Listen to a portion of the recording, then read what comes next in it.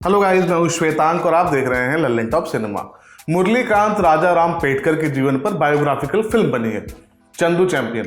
अब आप पूछेंगे कि मुरलीकांत पेटकर हैं कौन।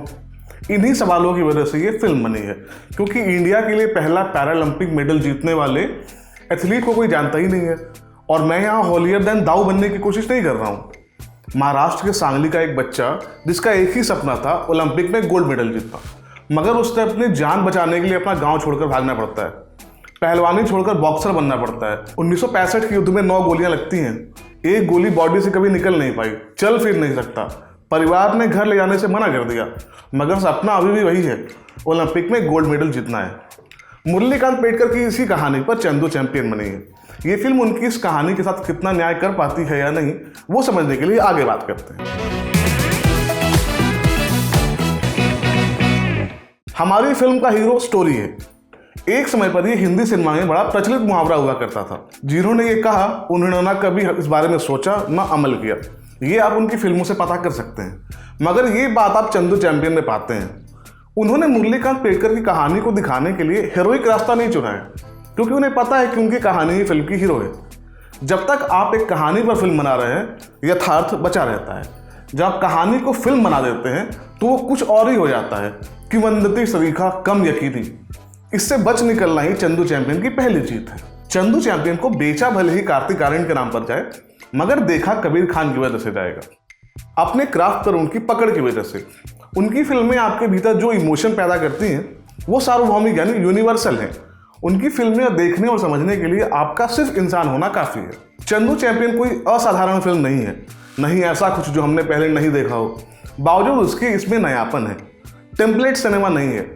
इसे इंडियन फॉरेस्ट गम कहा जा सकता है या थोड़ा सा भाग मिल्खा भाग से जोड़कर देखा जा सकता है, मगर ये तीसरे किस्म का सिनेमा है। हालांकि कई मौकों पर फिल्म कलात्मक छूट भी लेती है। मसलन एक सीन है, मुरली का किरदार कुश्ती लड़ रहा है, बीच बीच में वो इनाम की तरफ पर मिले पैसे देख रहा है। इस समय फिल्म रुक जाती है।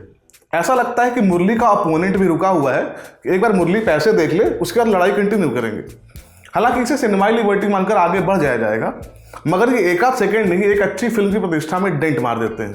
चंदू चैंपियन की सबसे बड़ी खामी खुद कार्तिक आर्यन लगते हैं, क्योंकि इंटरवल के बाद कुछ एक सीन को छोड़ दे तो पूरी फिल्म में कार्तिक का हाथ तंग लगता है। हर जगह सिर्फ उनके शारीरिक बदलाव की बात हो रही है। उन्होंने इस किरदार को कितना आत्मसात किया, ये बात कहीं सुनने में नहीं आई, नहीं फिल्म में देखने को मिली। कहने को इसे कार्तिक का सबसे अच्छा काम कहा जा सकता है, मगर वो बार बहुत लो है। ये वो फिल्म है जो कार्तिक के भीतर के एक्टर को चैलेंज करती है, मगर ये चैलेंज उन्हें सिर्फ फिजिकली नहीं बल्कि जहनी तौर पर भी लेना चाहिए। हालांकि ऐसी फिल्मों के चुनाव के लिए कार्तिक को साधुवाद पहुंचना चाहिए। फिल्म में मुरली के बचपन का किरदार एक चाइल्ड एक्टर ने प्ले किया है। जल्दबाजी में उस बच्चे का नाम पता नहीं चल सका, मगर आप उस बच्चे को थोड़ी देर और स्क्रीन पर देखना चाहते हैं। ये मेरे लिए बिल्कुल ही नई टाइप का एक्सपीरियंस था। अमूमन हम जब चाहते हैं कि जब फिल्म देखने जाते हैं तो हम चाहते हैं कि हमारा नायक जल्दी से बड़ा हो जाए ताकि हीरो स्क्रीन पर आए, पिक्चर शुरू हो, लेकिन इस बार ऐसा नहीं हुआ। चंदू चैंपियन में विजय राज ने अली खान नाम के बॉक्सिंग कोच का रोल किया है। ये फिल्म का सबसे मजेदार किरदार है, मगर ये सिर्फ कॉमिक रिलीफ नहीं है, कहानी में उसका बहुत बड़ा योगदान है।